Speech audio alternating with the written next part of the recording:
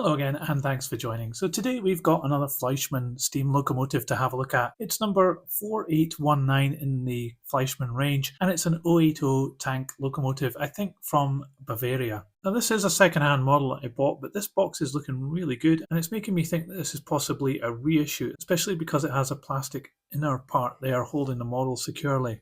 So let's get this open and we'll take a look. So we do have an instruction sheet with this model, and it has a really nice photograph of the locomotive there. It opens up into an extensive leaflet of information here about how to oil and service this locomotive. And you can also see there that it has NEM pockets as well, so we can change the couplings if we need to. Here we have some information about the real locomotive, and this is in English, French and German, so that's great. We can have a look here and find out that yes, it did actually run in Bavaria, and it seems to have LED lights as well, which is really cool. And on the back of this leaflet we have some handy information about how to keep your track and other things clean and working well. And so here we have the locomotive. What a fantastic colour combination this is. Before we have a look at it in more detail, just mention that they've got these parts as well in the packaging, which are just little tiny curtain parts which you can put on the side of the cab windows, and that's a really nice additional part that they've added in there. And this tiny part here is actually a dummy hook, I guess you can put on the front of this locomotive if you want. So this is certainly a really impressive locomotive. Let's have a look at it a bit closer up. Straight away though, we do have a bit of a problem with the roof here. It seems to have come away at the front, and it's just been held on by this plastic piece at the back here. It just needs a bit of glue in order to put that back together. I'll do that in a little while. You can see that the handrail here is broken as well. So this little locomotive has been through the wars a little bit. Let's start down the front of the locomotive. What a characterful thing this is. I really like the looks of this. It's nicely balanced. It's quite an attractive steam locomotive. It's got this small boiler here with a smoke box door at the front of it. It's really nice part here, which is an added on piece. Like many parts on this locomotive could be easily broken off, but it's really nice and fine. And then we have this handrail going up over the top. This is an extra piece made out of plastic which has been molded in silver and added on there. And looking down here, we've got some really nice rivet detail on the foot plate and these little lights here, and it did say in the instructions that these were LED lights, so they do look really quite cool. We've got these markers as well made in plastic, again easily broken off. The buffer beam also has some really nice rivet detail on it, and these buffers as well. They're not sprung, but they are metal. This one is fitted with knuckle couplers, but there was a set of normal Fleischmann couplings in the box. So looking down the side of this locomotive right here, the pistons have this really nice bit of moulding in here with this extra little bit of cable, and they have a nice surround printed on them as well as this green and black combination. Just ahead of that, there's some steps coming down here which are really nice, an extra part that's been added on in plastic, and we even have this little part underneath the pistons here as well. The side of the tank has more lining around it, and this two-tone green, darker on the sides and lighter at the front with this surround. A really attractive livery on this one. Some rivet detail as well, and these transfers here for the number of the locomotive, very clear and nicely applied. Running along the top here is another handrail made in plastic.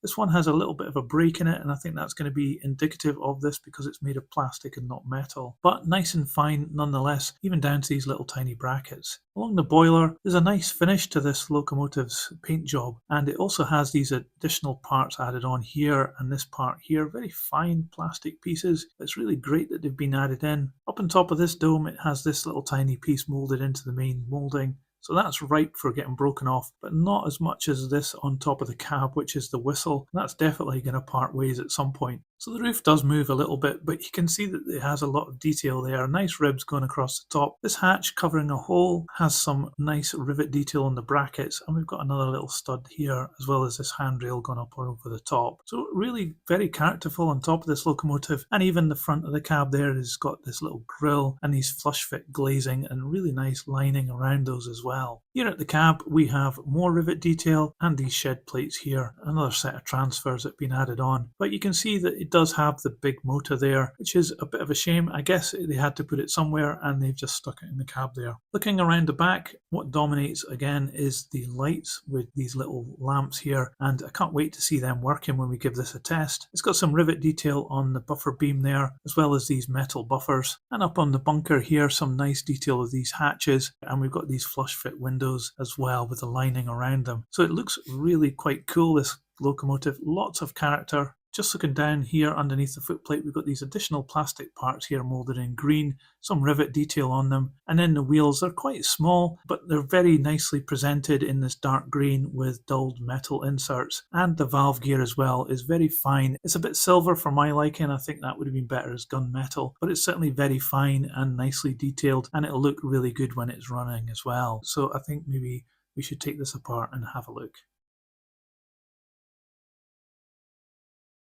So now that we've got this apart, I can tell that it has a bit of weight in the body here, and I now realise that the boiler is actually made of metal and it's got plastic parts added onto it. So that's quite interesting. It also adds to the weight of this locomotive. I'll give this away in a little while, but this does give us the opportunity when this is apart to actually glue this back together, which I'll do in a minute. And here is the chassis with its lights and the driving gear as well, and the motor back here. It does look as though this is really dirty. I guess this has been used quite a lot. And we do have a bit of a circuit board here. I'm guessing that's just to control the LEDs. So now that we've got it apart, you can see that it has some brake gear here, which is in line with the wheel treads. Very fine as well, but it really does look really good. So I'm quite impressed with this locomotive. I'm going to put this on the test track as it is, just to make sure it's running okay before we put this back together. And I'll put some glue here just to push this back down together.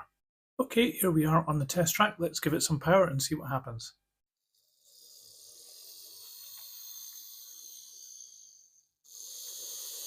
So it ran really good, that's great news, and the glue's dried on the body, the roof is now stuck down, so I'm going to put this back together and then we can give it a proper run.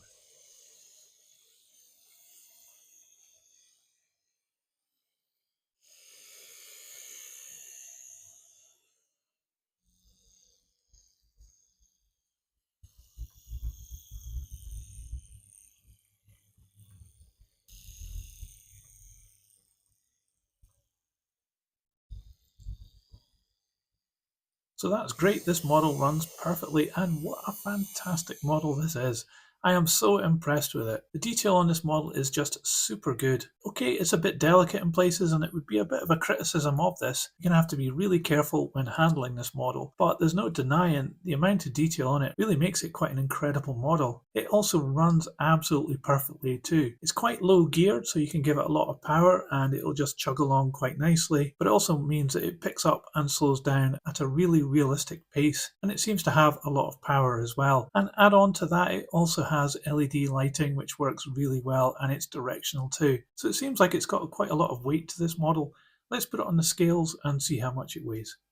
The only criticism I would have of this is that the motor in the cab means that there's no detail there, so you might have to revert to having those curtains on the side of this locomotive after all. But really that's a minor thing compared to what you get here. What an amazing little locomotive this is. I would go so far to say this is the best Fleischmann model I have ever seen. Fleischmann stuff doesn't seem to have a premium price to it in the second-hand market, and this is a second-hand model, but I really think it should, because this is next level in model making. I definitely would recommend that you get this model if you can find it. Even if you're not modelling Bavarian steam locomotives, this one is going to be a great addition to your collection.